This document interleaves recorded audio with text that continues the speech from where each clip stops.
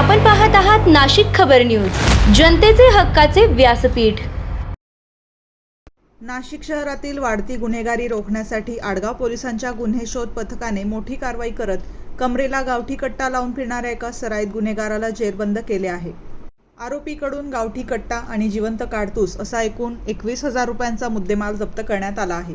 Police आयुक्त संदीप कर्णिक यांच्या आदेशानुसार पोलीस उपायुक्त परिमंडळ 1 मोनिका राऊत आणि सहाय्यक पोलीस आयुक्त पंचवटी विभाग शेखर देशमुख यांच्या मार्गदर्शनाखाली ही कारवाई करण्यात आली।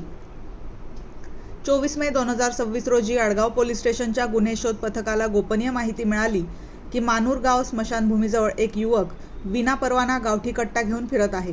त्यानुसार वरिष्ठ पोलीस निरीक्षक उमेश पाटील यांच्या सूचनेनुसार पोलीस पथकाने सापळा रचला।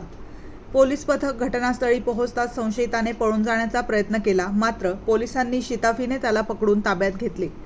चौकशीत त्याची ओळख Prem Vijay Aher, Pragatinagar jail road, Nashik road अशी पटली। अंगझडतीमध्ये त्याच्याकडून 20,000 रुपयांचा गावठी कट्टा आणि 1,000 रुपयांचे जिवंत काडतूस जप्त करण्यात आले। या प्रकरणी आडगाव पोलीस ठाण्यात भारतीय हत्यार कायद्यान्वये गुन्हा दाखल करण्यात आला असून पोलीस उपनिरीक्षक भगवंत घोडे पुढील तपास करत आहेत। ही कारवाई वरिष्ठ पोलीस निरीक्षक उमेश पाटील, सहाय्यक पोलीस निरीक्षक निखिल बोंडे, पोलीस उपनिरीक्षक विकास पंचमुख, दादासाहेब वाघ, इम्रान शेख आणि गुन्हे शोध पथकाच्या सहकाऱ्यांनी केली।